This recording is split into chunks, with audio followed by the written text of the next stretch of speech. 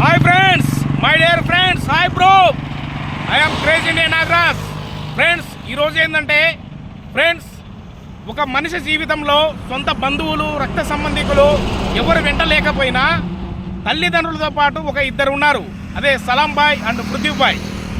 అలాగే తను free coaching, bike మీద నిద్ర, తన ఏమేందో మనకు ఇప్పుడే అర్థమైపోతుంది.